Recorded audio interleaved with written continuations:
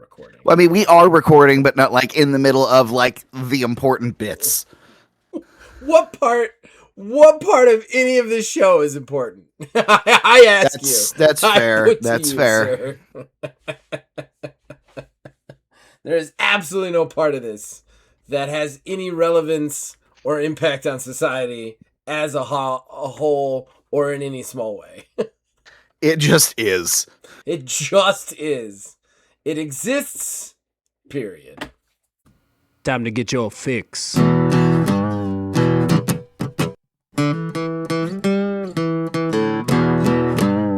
It's a horrible gaming podcast. It's not good, it's not great. Horrible gaming podcast. It's not even what you would call fair. It's really not that good.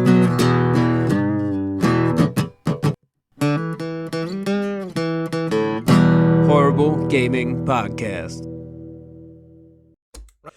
Ladies and gentlemen, boys and girls, welcome to the 300th time I've said that. You have decided for whatever reason to tune into another Horrible Gaming Podcast. I am not alone. With me, almost always, is... Most of the time, Neil, aka Tiny Wizard. Most of the time. Yeah, guys, this is kind of crazy, but it's our 300th episode. It snuck up on us. And I know what you're thinking. You're thinking to yourself, what special stops are they going to break out for the 300th episode? What special stuff? It's nothing. There's nothing special about this episode. Not really anything. With the exception of the fact that we're on the viewer that you're playing this on, if you're watching this, I mean that's about the only stop. We are using this to be slightly lazier than we usually are, I would say. So yeah, what we're gonna do today, we're right in the middle of Keighley's Summer Fuckfest. It is everywhere. There's hundreds of thousands of trailers out. We've seen them all. I collectively met at all of them. And yeah, we're going to talk about that a little bit. And then we're going to spend the rest of the show, no news or anything. We're just going to talk about our favorite moments from the show, from doing this for the last almost 6 years. And we've been doing this. Just our favorite moments on the channel, our favorite things that whatever. We're gonna wax nostalgic about it for basically the rest of the show. So hopefully you're down for that. Otherwise, show for you. Before we get into it, though, we've got to thank the people who make this possible. Behind our ugly mugs, you see a custom graphic that was provided by Mr. Mark Bell. We thank him for that. And then, of course, the theme song for this show and all of the shows here at Old Man Gaming is provided by the man who makes the music, my brother Nick Van Siders. We thank him for that. We'll be right back with fan interaction. Wouldn't be a show without fan interaction. Horrible Gaming Podcast. Ladies and gentlemen, that brings us to our first segment, our most important segment, that is fan interaction. That's where we, the co-hosts, talk to you guys, the fans. We're a smaller show. We can read out your comments. We can talk about them. We can riff about them, all that fun stuff. We only have 2 comments today, so it'll be a short segment, but let's get right into it. Jason starts us off with, nope, Zach made me play Dead by Daylight 1 October, and I've been hooked, parentheses, 100% intended, ever since. I love that this comment came out on the 300th episode where we're going to talk about, like, our favorite parts about the show. I think you just made a favorite part for me, Jason. I was positive that you were the one that got me into Dead by Daylight, and I am the one that made you play it. That is crazy to me, because I think that's, like, one of his all-time favorite games. So, like... Mm-hmm. That's awesome. That's awesome that I had that impact. Dead by Daylight's a strange one for me. I like it, but in a very specific sort of way.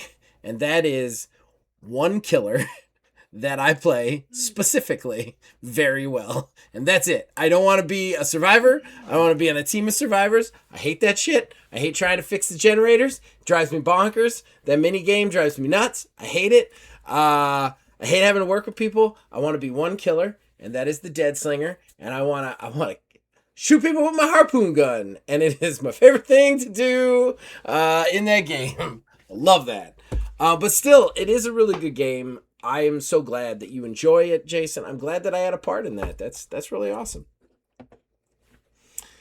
Warms the cockles of my cold dead heart. The cockles of the cold dead heart.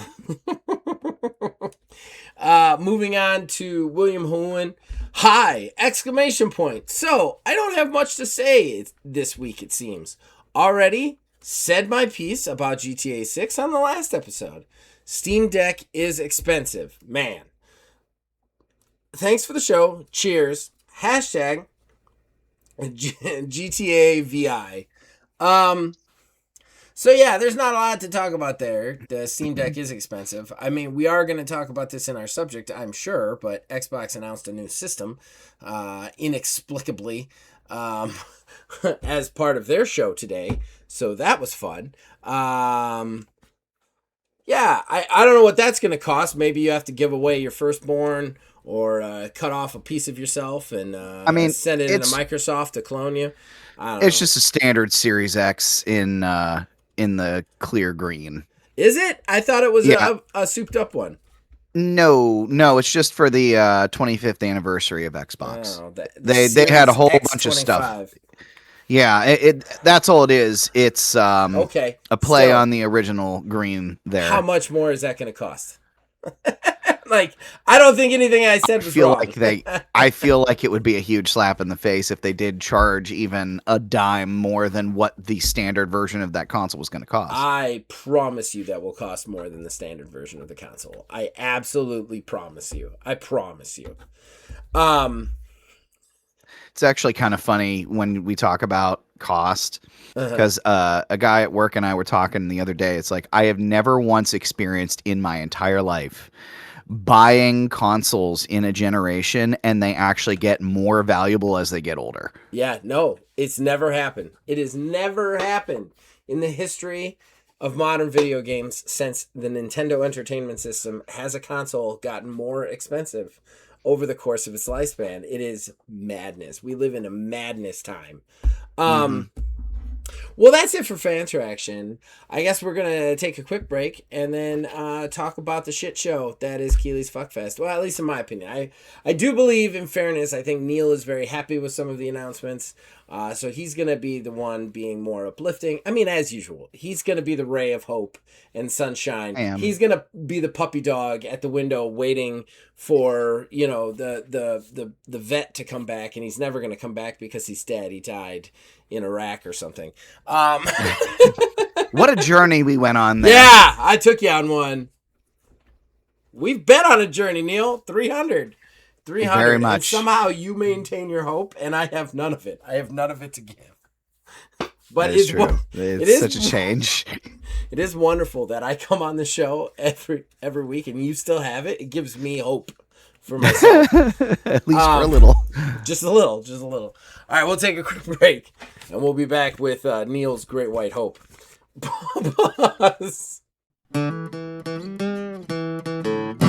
Horrible Gaming Podcast. We're moving right along, guys. All right, Keighley's Fuckfest. It's going on. The Summer of Gaming. I know I've only called it Keighley's Fuckfest in this episode so far, but the Summer of Gaming is happening, which is the replacement, I guess you'd call it, for E3. Now that E3 is dead and gone, it is the internet festival kind of thing that IGN hosts, where we usually get a state of play, we get an Xbox game showcase, and then we get a ton of indie game announcements and all sorts of stuff like that. All right, so take it away, Neil. Well, what do you want to talk about? Let me see. I think I'm going to start with Sony's real quick because they were the strongest at the beginning and the end of the show. The God of War Laufey at the end looks absolutely amazing. A reinvention of how the game kind of flows. The best comparison I've been seeing is it is the Greek pantheon style in the new God of War with that same grittiness and everything like that. that one there was a great reveal. We knew it was coming. It leaked a while ago, but I've already said I'm counting the seconds, and I'm so concerned that my standard PS5 isn't going to be able to run it. And then I was just referencing the beginning of the PS5 showcase. Oh, Wolverine, man. Got to see Wolverine. It looked great. I loved how it looked. It flowed all right. I don't know. Everybody else seemed to respond to that pretty well. I see some physical reactions on the camera, so I'd love to see what's going on over there. I don't want to just shit on it immediately. I want to let you talk about it a little bit. You got. I have a problem. You got to let. I have a problem with all AAA game announcements from this summer of gaming. I have a problem with all of them. And that problem is they don't need to look that good. And I feel like it's just contributing to this overspending on graphics. Yeah, initial reaction, that looks great, but does it need to look that great? I don't think it does. And I think that we're in the same position. I saw a ton of games where I thought to myself, how much do they need to make back to make that worth it to make? I saw just a gaggle of them, just one after the other, of like photorealistic faces, sweat beading on people's brows, the organs and Wolverine beating while he's regenerating. Cool. Not arguing that. How much do you need to make back for that to even be possible? We are staring down the barrel of a crash. We have been staring down. I mean, the bullet has already exited the chamber. And instead of stepping out of the way or trying to get out of the way, we're just standing there. We're almost walking towards it. And then you look at all the discourse online, like, oh my God, this looks sick. This looks sick as hell. This is amazing. Okay, here's my timeline for just about every one of those games that come out.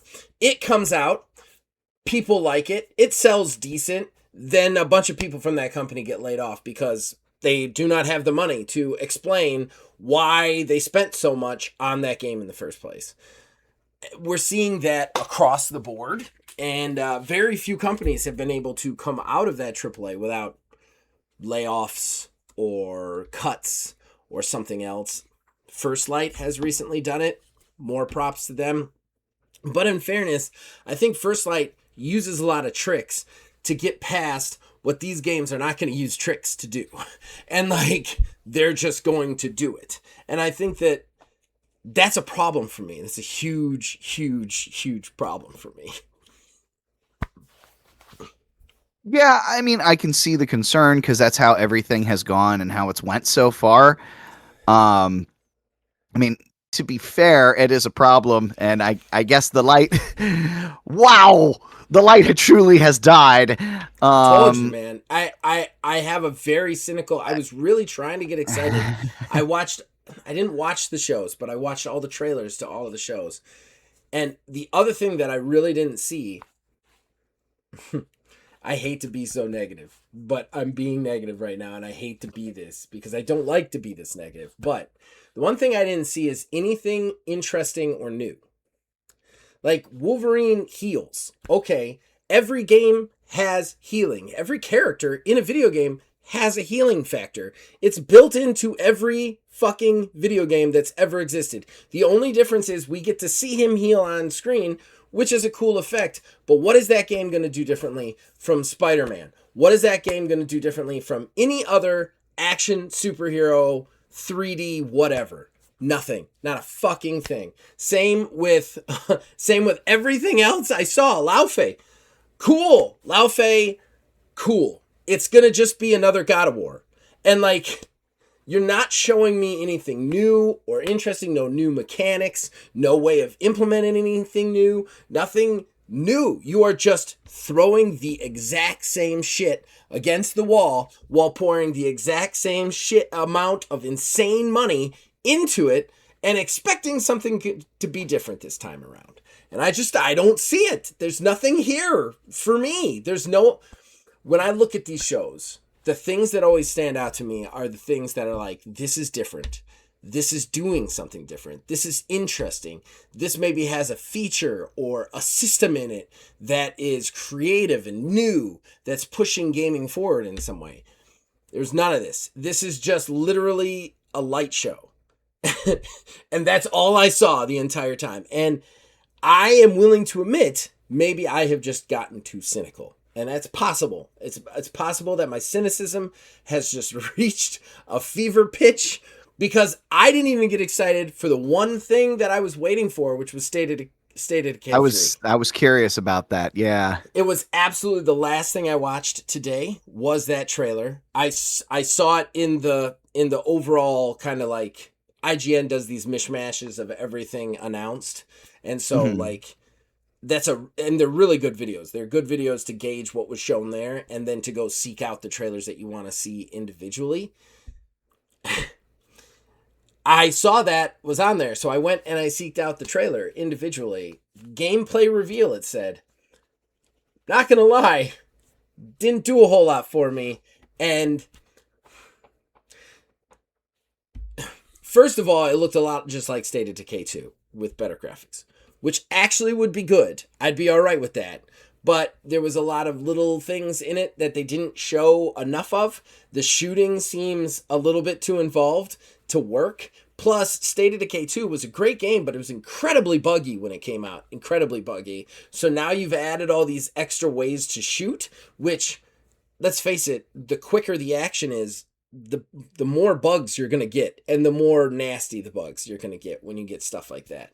So, like, even with State of Decay 3, I kind of thought, like, okay, we've been waiting how many years for this? How many years for this game? And this game just looks like a prettier version of State of Decay 2. So we've been waiting all this time. You've poured all this money into it, and it's the same game. Plus, the amount of like updates and DLC and additions we got to the original State of Decay 2, I'm wondering how many people are going to be willing to switch. And how many people are going to switch and be like, this isn't for me, and then immediately sign back off to State of Decay 2. It makes me think you should go with something more like what Hello Games does, which No Man's Sky is going to be No Man's Sky forever. There's never going to be a No Man's Sky 2. It just isn't. They're just going to keep adding to that game little things until eventually they stop, and that'll be that. And their next game is Light No Fire. It's a medieval thing. Like, I almost feel like State of Decay 2 should have been the end of it, and you just keep adding to it. Because State of Decay 3 makes me real fucking nervous. Real fucking nervous. Especially with the fact that I know that the Coalition has their hands in it, and Microsoft has their heavy hands in it. This is going to be their first, like, full release with Undead Labs. So, like, what are we looking at there? Like, are we going to be, is it going to be a monetized fuckfest again? So, like, I don't know. And like I said, it just might be cynicism. Might be just at a fever pitch. But nothing that I see that comes out impresses me anymore. Like, it just hasn't. Yeah, I mean, to be fair, and it kind of to your point, the only things that I really cared about are the things that were stuff that we already knew was coming. You know, we got another Fable trailer. I actually tried to watch the actual Keighley's Summer Fuck Fest, and it was a little bit weird because I was watching midstream, and like the stream basically ended, and I wasn't able to find a re-go of it, so I never watched it. And really, the only thing that I knew of outside of that was the last Final Fantasy VII part, the Revelation, I think Revelation is what it's called there. Like, sure, yeah, we knew that was coming. I'm jazzed that was there, but I mean, in my case, I am looking for more of the same in some of those instances. That wasn't one I was expecting to have. Like some things do need a revamp, but I get it at the same time. I get it. I mean, how many of those games look like Dark Souls copies? How many of those games look like standard action RPGs? How many of those games look like, you know what I mean? Like, I've seen that game. I've seen that game. I've seen that game. Like, that's all I could stop thinking. How many fucking Chinese like Chinese fantasy, Wulong fantasy Yeah, games that we get. It that was like 40 of them. Like, what are we, yeah. like, every one of them, I was like, why is Where the Winds Meet doing another? Oh no, this is something else. This is something else. This is something else. Like, It reminds me of, remember back when it was like zombies. It was all zombies and it was yes, all yes. vampires. And now it's all samurai. It feels very trend chasey. Like, Yes. and that's been my problem with games for a long time. You know, when I get really excited about these, when I see some like special features or something new that you're showing me, you know what I mean? Like, Mhm. like there was nothing new about anything that anybody was showing me. There was nothing like interesting or intriguing about it. And again, the only thing they've showed me from Wolverine is there's tons of blood in it and he heals. Dude, you heal in Call of Duty. If it's the exact same, you get shot and then you walk away from the shooting, you get better. Like, every video game has a healing factor in it since 98. Like, it's fucking insane to me. Like, everybody's going crazy about that online. Like, oh, did you see Wolverine's healing factor? I'm like, what, just because I can see his bones, I'm supposed to be impressed by a feature that has been in games since fucking the first PlayStation? Like that's the thing? That's what I'm supposed to get excited about? I'm not excited about it. I'm not excited about it in any way, shape, or form. I think web swinging was way cooler than the healing factor was, because the healing factor's been done forever. Like, I'm not gonna lie, if I was Insomnia and I was doing a superhero game after Spider-Man, I wouldn't have picked Wolverine. I just wouldn't have. It's such a run-of-the-mill. There's no way that game isn't gonna be like 1,000 games on the market right now. Should have done Gambit. Gambit would have been really cool. Yeah. I mean, I wouldn't have even stopped there. I would have done something more creative, like a Stephen Strange game, where like you bounce around from dimension to dimension. You have to actually use magic, like make an interesting magical system. Kind of, that would have been really cool. That would have been interesting. That would have showed me something different. But you didn't do that. You did Wolverine, which is a guy who cuts people up in close combat. Guess what? There are literally thousands of games on the market right now that are 3D games where guy cuts up guys in close combat. Like, just because he is Wolverine and he's got name brand recognition, I don't give a shit. You haven't showed me anything interesting or cool or new.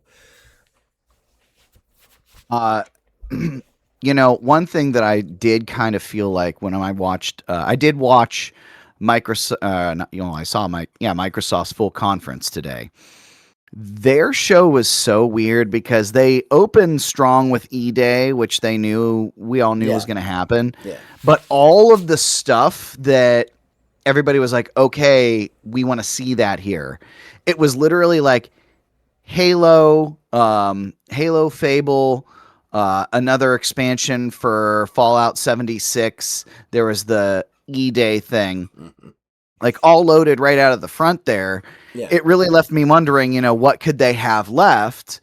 And it was a bunch of just other, basically rando shit, is the best way I can kind of put it. And then they showed that Clockwork Revolution again, and which I'm excited for it. I'm excited for it because it reminds me so much of BioShock Infinite, and I love that game so fucking much. But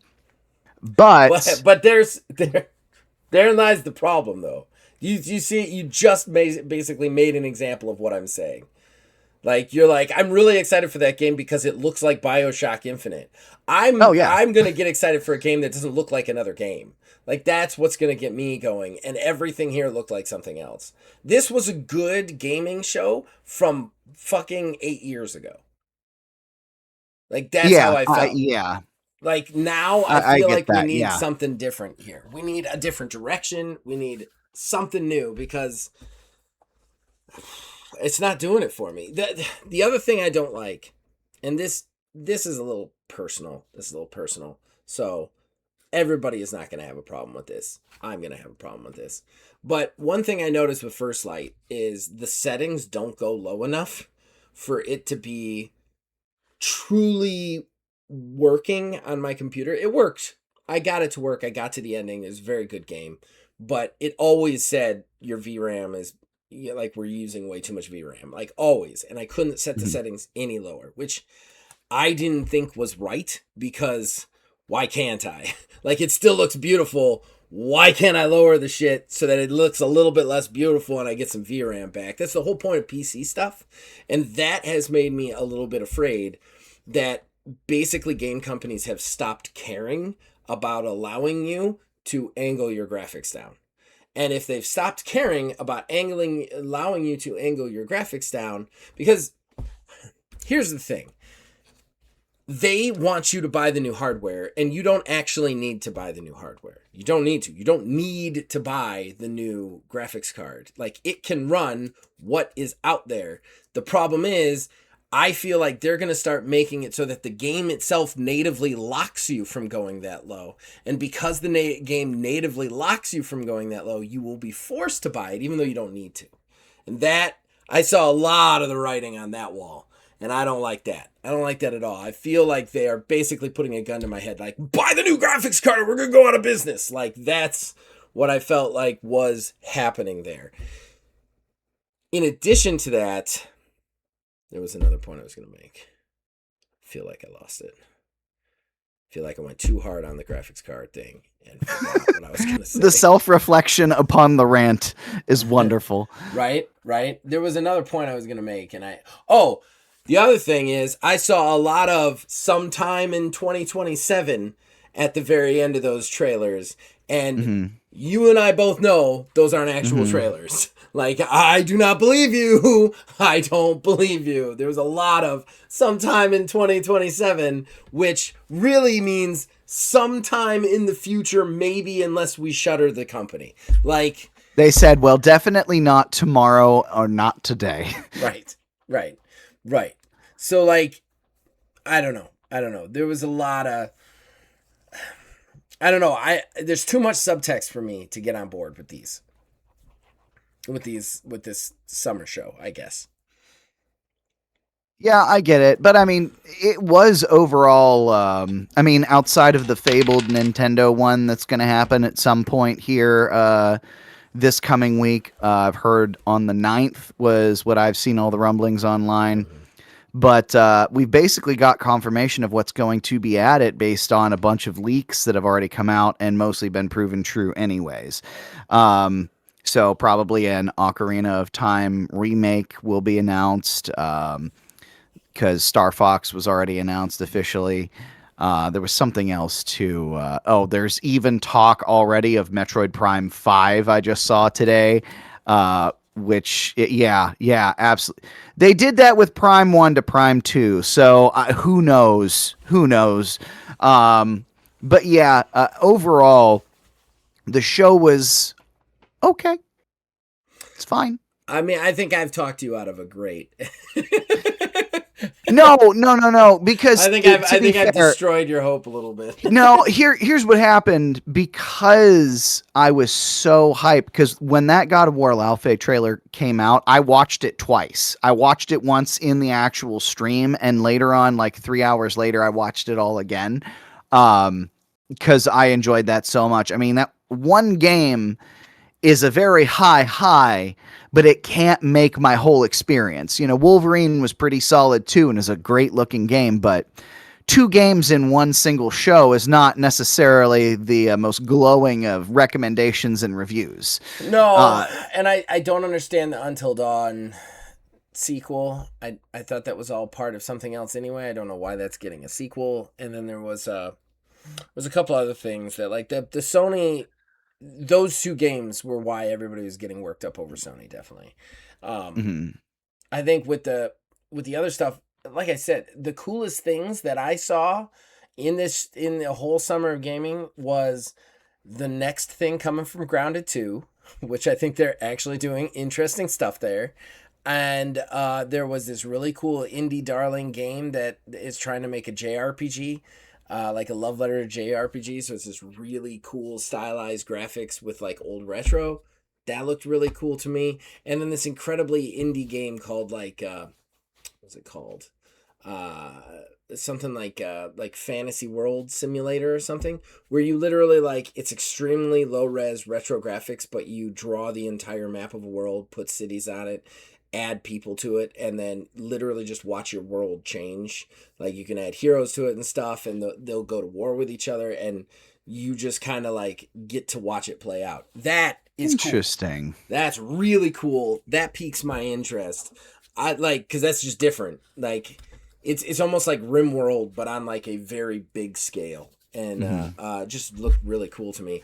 I think that the AAA stuff is just. I feel like they're trying to cram graphics down my throat still for like the 97th year in a row, and I'm just not having it anymore. You know? No, I get it. Yeah, I definitely get it. I mean, I will say, I think I know the one that you're talking about with the retro Japanese art style. Yeah. It was at the Microsoft showcase today. I think so. It was really pretty. That I do have to say, of like all the independent adjacent stuff there, that was a massive standout because I'm literally watching it. I was like, is that all fucking hand drawn? And I believe it is. The best games coming out right now are games made by 2 and 3 people in a studio. Like those are the best games, like 100%.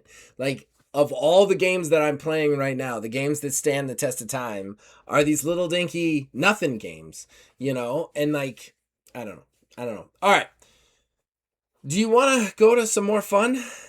Yeah. Talk nostalgia? I like fun. I like fun. We're going to take a quick break. That's it. You guys can let us know what you thought about the summer again. Am I being too curmudgeonly? I will completely understand it if you say yes. I have gotten very, very cynical about the gaming space, so I understand it. I don't know why Neil does these shows with me. But you can let us know what you thought, what your favorite trailers were, your standouts. You let us know in the comments. We'll read them out whenever we, do the show. And we'll be right back with some nostalgia. Horrible Gaming Podcast. All right, ladies and gentlemen, like I said, no news today. This is our 300th episode. We've been doing this for nearly 6 years, which is kind of insane when you think about it. Obviously, Neil wasn't a starting host, but I think he came in on like episode 20. So it was something. It was around there. And the majority of the episodes are with you. So like, I don't know. We were kind of trying to discuss what to do with the show today. And I wanted to talk about nostalgia stuff. Just talk about our favorite moments of the game. Just try and be very positive about like this kind of weird thing that we've done for the last 6 years. Because when you really think about it, we've done this for 6 years. We've made almost no money off of it. Like, I don't think you've made anything. I made $10. No. Like, that was remember you telling me about you were able to buy a Taco Bell box the one time. I was like, my God, we've done it. We've made it. We made it. Food to make one fart. Like it was way more than one fart. I promise you. But yeah, it's nuts to think that, man. We've just been doing this for this long, and I tell everybody, like, because I've never had a ton of subscribers, and like hell, some of our greatest fans, like William Hohen, I'm sure you're listening to this. He has far exceeded our subscriber counts. Far exceeded it in like not even half the time. But I'm not upset about it because like you look at our subscriber count and our subscriber count is 635 currently. Like try and picture 635 people in your head.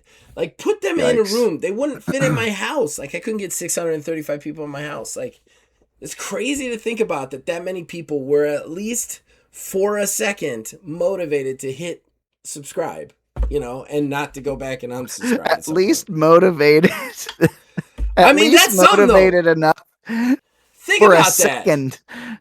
Like think about that. Between the two of us, let's say maybe 30 of those subscribes are because they knew us, right? And I think that's a overly fair estimate. But maybe 30 of those subscribe just because, Neil's got a podcast or, Zach's got a podcast, right? Yeah. That means 605 people who we have never met in our lives watched us talking or playing video games and had the thought, I got to click that button. That's crazy. I know what it takes for me to click that button, and it's a lot. So like like a lot. So like I don't know. It's crazy to think about that. Yeah, for me, I think it's really the change of what exactly the channel has been moving forward. Because now we kind of lean into the tabletop stuff Yeah, we're a all little over the bit place. more here. Yeah, it's a nice little diversification too to kind of change things up a little bit. I do actually reminisce about and still wish I had the time to do a terrible talk again. I remember Crunchy. it's funny. Yeah, I did that one, and then it was like a month or two later. I was like, yeah, I'm kind of working on another one here. Just once, I get done with school. And that was the only time you ever heard about it ever again. That was like 3 or 4 years ago. You single-handedly killed Terrible Talks for all of us. And I've said this to people. I don't think I've ever said this to you, but like, so everybody out there, this is good. We're already starting with some behind the scenes stuff. The Terrible Talks were like, I was always back in the day when I was doing this, I don't want to say professionally, but basically like this was the thing that I did. With the intention. Yeah. Well, I don't even know if it was the intention. It was just, this is what I had the time to do, So like, I was always looking for like new shows that we could do content wise that were relatively easy and quick that we could just get out. I mean, that's really kind of what this entire channel is based off. Like, how do we make something as easy as humanly possible that's entertaining for somebody else? One of the things I came up with was Terrible Talks, and I was like, let's just do a talk down camera editorial, and we'll rotate through the foundation. It'll be me, it'll be Neil, it'll be Phil Billy, then it'll be me, and we'll just rotate through and we'll make them. I think Phil Billy was going to make one. He never really got around to it. And then I made, like, I want to say 2 or 3 of them. And then Neil made Crunchy. And Crunchy, I urge you guys to go check out Crunchy. Crunchy is inexcusably good. Like it has no business being on our channel.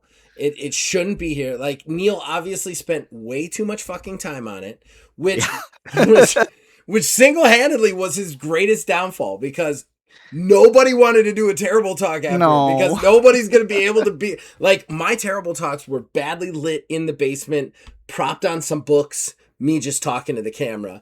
And then Neil comes along, he has this opening where he's eating food, and then he goes into it and he's edited in clips and he's mastered his sound and he's got perfect pitch. And then I was like, well, fuck this guy. I'm never going to do a Terrible Talk ever. What is this doing on our channel? It shouldn't be here. Yeah, I will say yes, it was a long period of time. I actually typed out a script and everything. Like, it was an entire production, and I learned how to use Shotcut by fucking around with that thing there. I mean, learned enough to make a video. Not all the things I was trying to do, though. There was other things I was trying to do in it, but I still don't know how to use Shotcut, and I edit every video with it. It's funny though, because like it was just an absolute blast in the end, but in that moment, oh god, it was so much to do. But I did like how it turned out. I did another one too about Cyberpunk, which that one is nowhere near as good, and the audio stuff is really weird with it, because we tried to do the thing where it removed licensed music, because it was catching the licensed music. Yeah. What was interesting about that too was when you sent that to me, you were like, "This isn't as good." Don't get your hopes up. This isn't as good as Crunchy. Like, it had to have the disclaimer that it's not as good as Crunchy. But so what do you think your favorite moment is? Podcast or not podcast? I loved doing Halo. When we did the Halo stuff, the Halo live streams, where the we last would go 3. I was about to say, because we did a show and we did a stream. Which one are you picking? No, I'm talking about when it was like multiplayer, when we went like online. I went through and made maps. Like, we had where we fought each other. back in the day. Infinite War. Way Infinite War. Yeah. back in the day. Yeah, Halo Infinite War. Yeah. If you guys want to watch something that's infuriating to watch, but you can tell all of us are having fun, go check that out. Neil is talking about this. He got really into this. He made maps. We used to do a Let's Play where it was just me and Neil, because Neil's a big Halo guy. I used to be a big Halo guy, but I have serious issues with the game. So it's the usual Neil and Zach fare of Neil's really happy to be doing something and I'm just angry the entire time about everything. But Neil was like, we should play in between seasons, we should play the game. Like Halo 1, we should get everybody together, play it. Halo 2, and then record it. It was unmitigated chaos. We did it for two times. Did we do twice, I think? I think we did 3. Did we do 3? One, for 2 of them were a show, and then the last one I think was just like a live stream that we did. Yeah, Sage-ish. I don't know if Sage still watches this, but Sage was big in that one. Yes. Philbilly, Filthy Phil. Yep. Kev. Kev was Kev. Yep. Pour one out for Kev. We had so many people in that. It was so much fun. Yeah, you made a map. Yeah. That was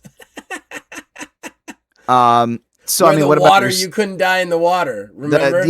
Yeah, I did a good job. It was funny because I remember going out of my way to set up like kill boundaries and everything too, but I had neglected to consider what would happen if you fell down into a center part in the middle of the map. So then if you got down there, you were just stuck there. So you either had to kill yourself or had somebody come save you by killing you. You could just run around on water. It was hysterical. Yeah. It was absolutely hysterical. Hoffman played that too with us, didn't he? Yes. Yeah, we got Hoffman in there. God, that was a lot of fun. That's a good choice. Yeah. That's a deep cut. That's a deep ass cut. So what about yours? Oh. Man, that's so tough. There's been so many good moments. Like, I don't know that I could pick one. Oh,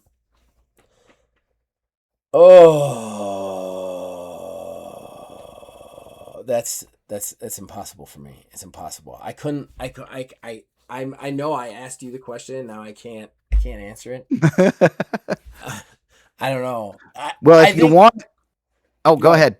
I was gonna make it a 3-way tie. Go ahead. Okay. I'll say what I was gonna say for after this. All right. 3-way tie. My favorite moments would be number 1, where me and Phil, and they're all even, 3-way tie. But the first one is me and Philbilly. That we used to do this show called On the Hunt. It was with Monster Hunter World. Me and Philbilly, we came up with this weird cooperation thing, we called it, where we would do hunts. We would hunt each monster in Monster Hunter World all the way through Iceborne.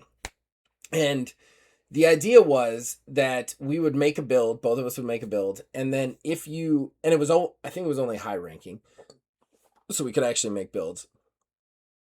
If you died,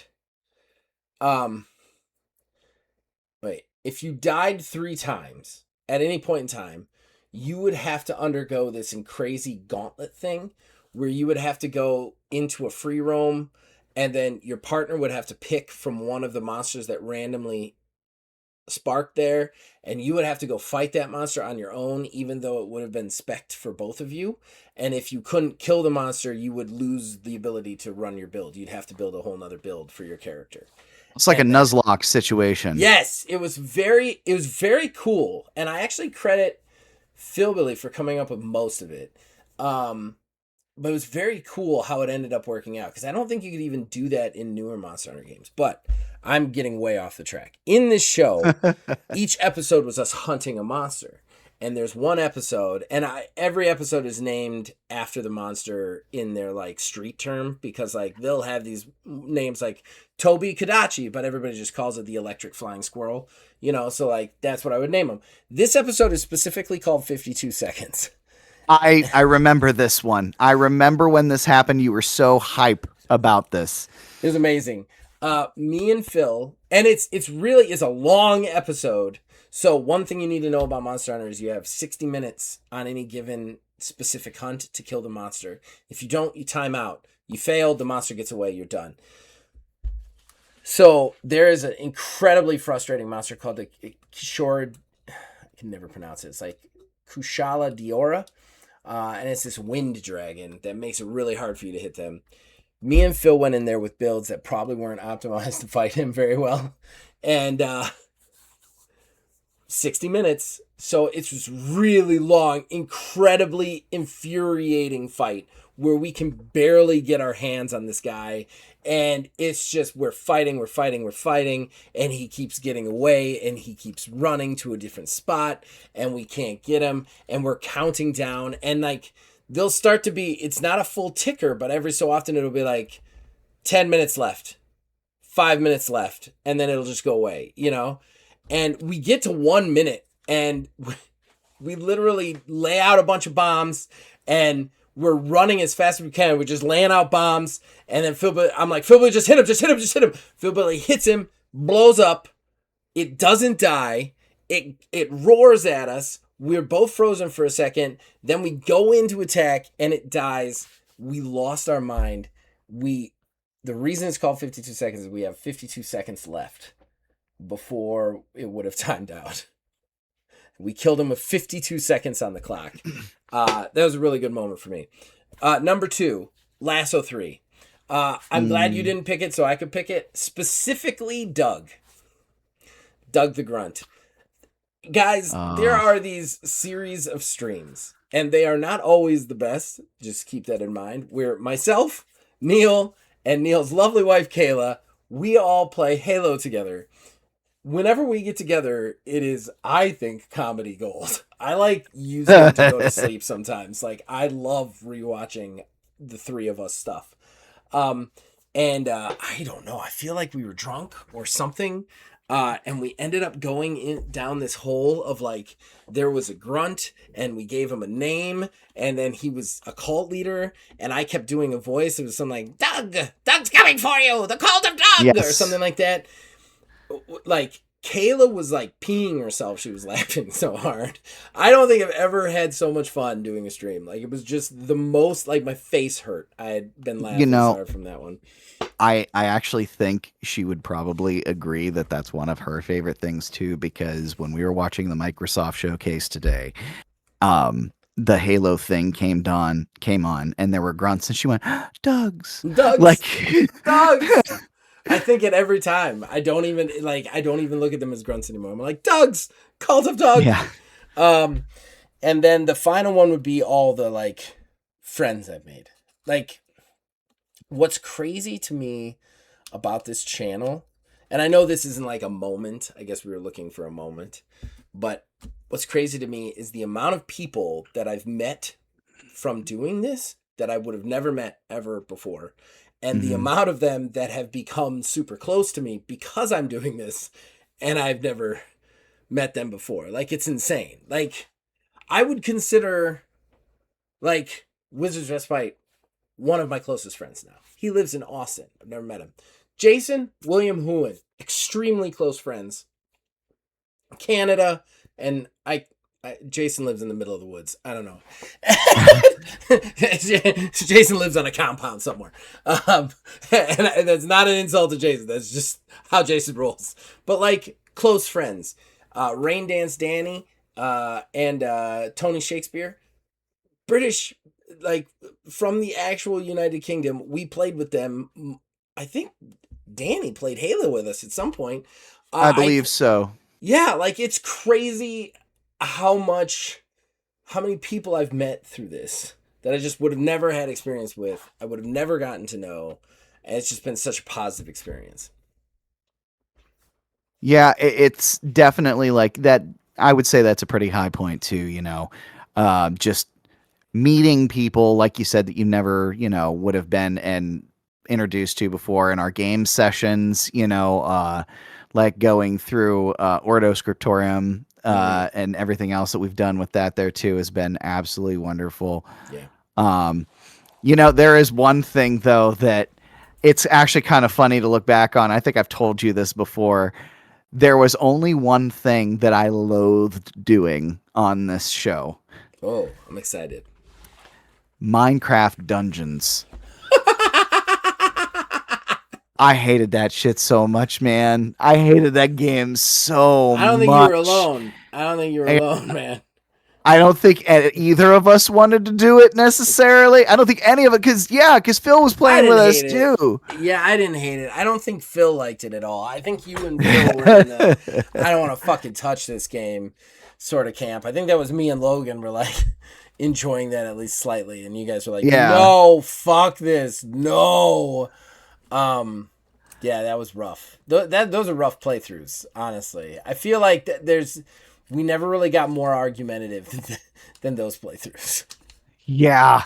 They were because I was like, come on, let's just try and have fun with it. Like, right. Jesus, like it is funny to look back on. Like, you don't have to like the game, but fuck, the four of us are playing. Holy shit. Yeah. I remember too, just like some of like the meta things or like running jokes that we've had, like the conversations about the audio equipment. But ever since like I got this, like I haven't changed it since. But there was that period where it was like every week I had a new microphone or new headphones. I have two of them. Because he kept giving me. I got a new microphone.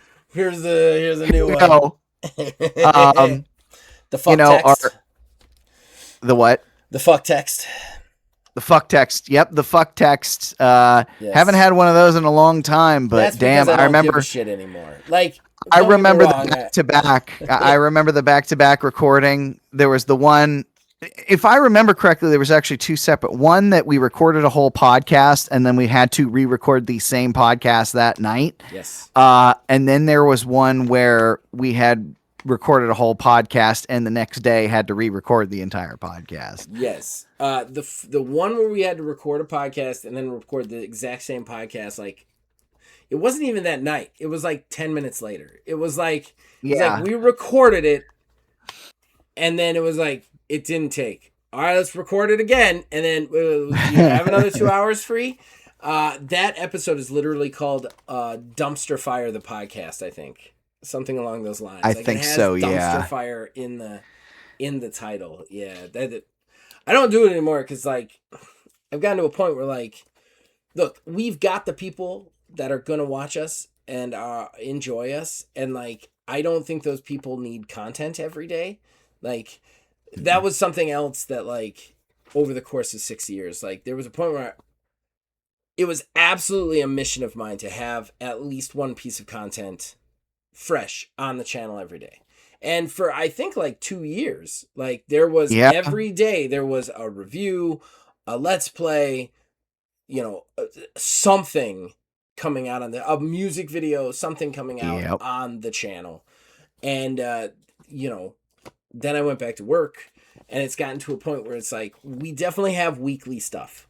I don't think we've missed a week. Like, I think every week has at least a single show launch on our show, whether it be OMG or a review or this podcast or the other podcast or an actual play. Something comes out.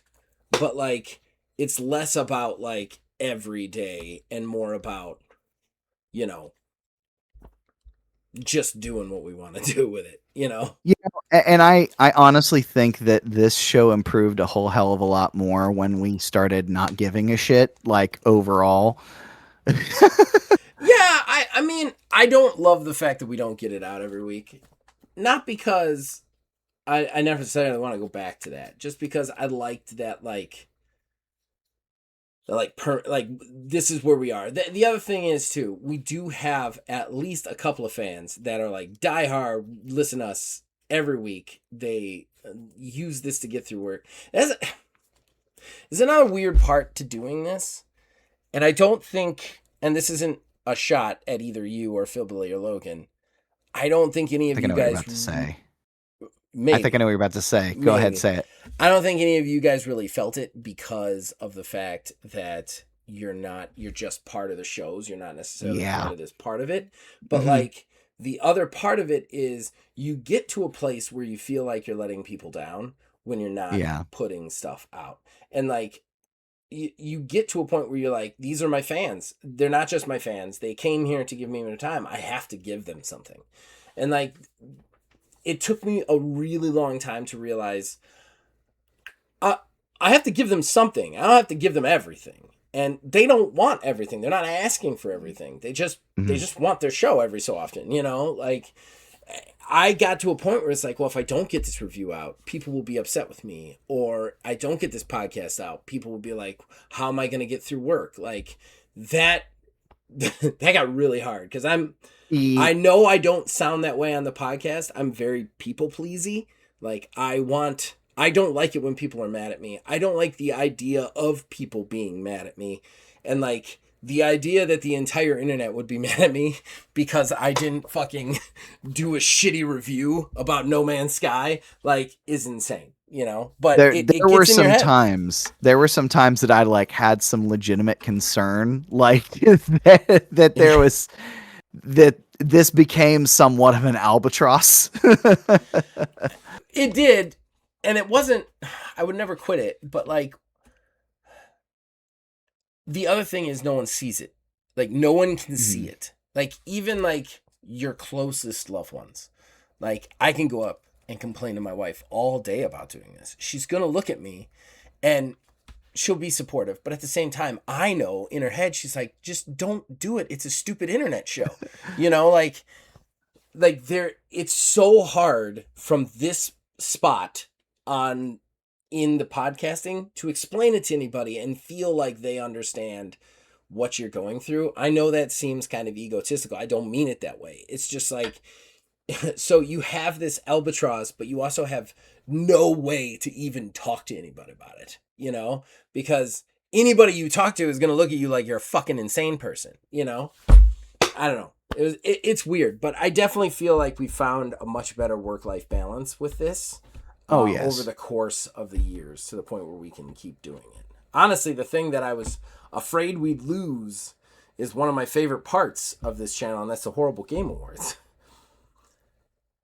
That, man, that there has always been a big to-do. That has always been a big to-do. I think that is the one thing that the most work gets put into once a year.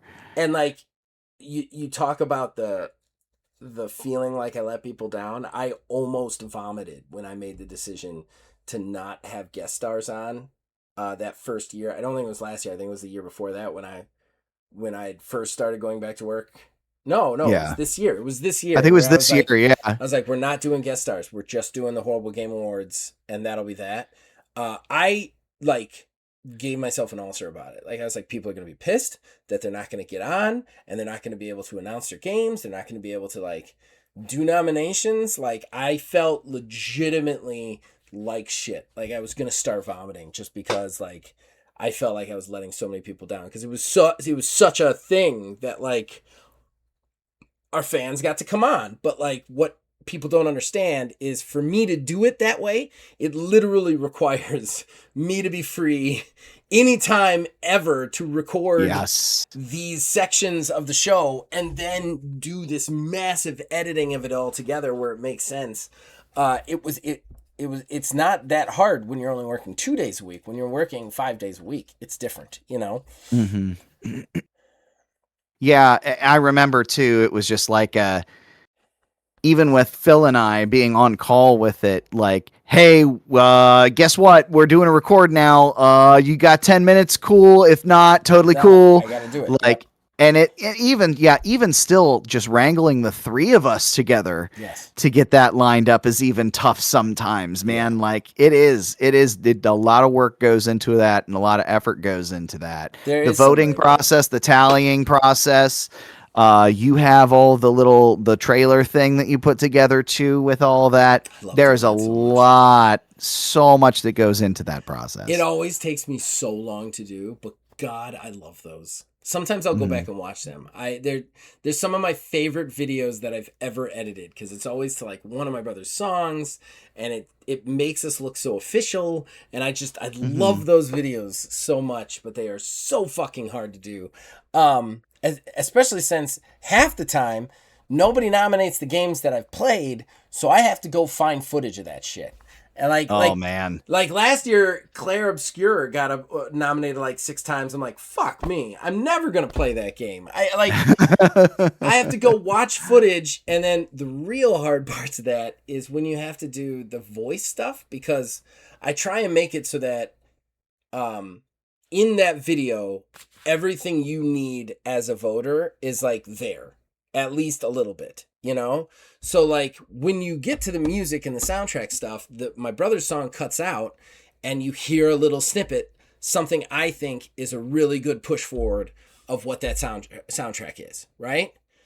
Mm-hmm. Same thing with the performances. I have to find the good sections of performances in like 40 to 120 hours of gameplay. It's so fucking hard to find like good examples of like this one guy talking. I don't even think I've always pulled it off. It was really hard with the Roblox nomination this last year, and my daughter nominating the Sebastian Stan character, because he's really hard to find footage of, like really hard to find footage for talking, just straight up. So yeah. So I don't know what else do you want to talk about. I think we're at an hour and 6 minutes. We could be done if you want. This has been fun. Yeah. Hey, here's how we can end this. Yeah. How about anybody listening or watching? What's your favorite?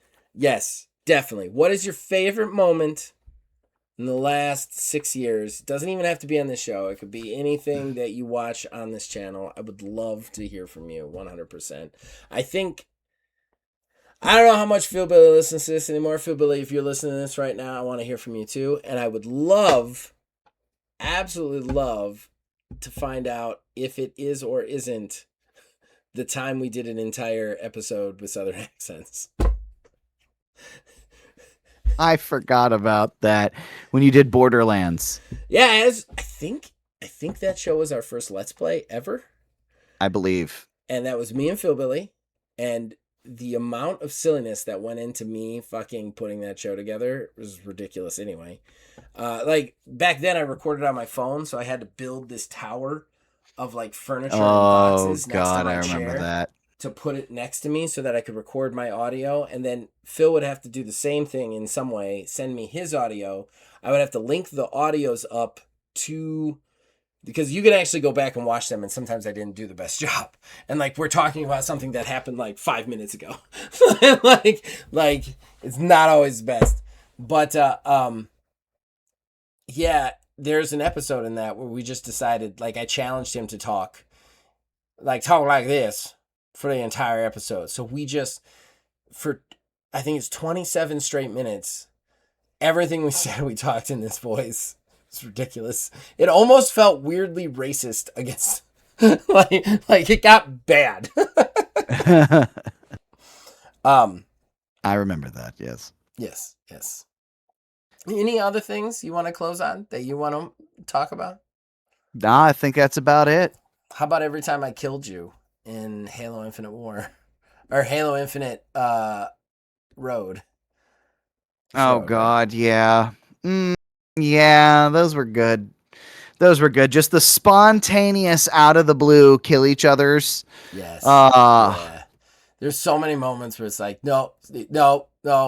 I'm not going to go first because I know you'll shoot me. I still keep hoping. And praying somehow they release Halo 5 on PC so we can finish the last one that's been hanging out there. Well, then we'd have to play Halo Infinite, right? Because that was the whole point of the show, was we were supposed to do it to Halo Infinite. And we couldn't get there. That's true. We couldn't get there ever. Oh, man, it would be very interesting. You know, it actually would be really interesting if we ended up having to do that. If Halo 5 did come out, then yeah, we would have to go to Halo Infinite. I would do it. Well, what's funny is I actually never finished that game. I only got partway through. So it would be very interesting for both of us to be able to go through and do that. Dude, I complained about that game so much. All of those games. Oh, yeah. There was a point too where like I got so upset because there was a point where I couldn't progress further and all of the footage is shot from my point of view. So I couldn't progress further in the map because I didn't have the jetpack, and Neil had the jetpack. So Neil was just moving through the map, and I was not run. So I was just running around a room, just bitching about it for like. I remember that. And you can hear you like killing stuff off in the distance. I was like, man, I hope this is really entertaining. Yeah. Nobody's watching. This is liking this. Oh man. All right, guys. Well, that's it. Neil's right. Post your favorite moments. We've done 300 of these. By God, we might do 300 more. Unless the chosen one finally rises up and stops us. I don't see that happening anytime soon. So we're going to take a quick break. Then we're going to plug. We're going to be done.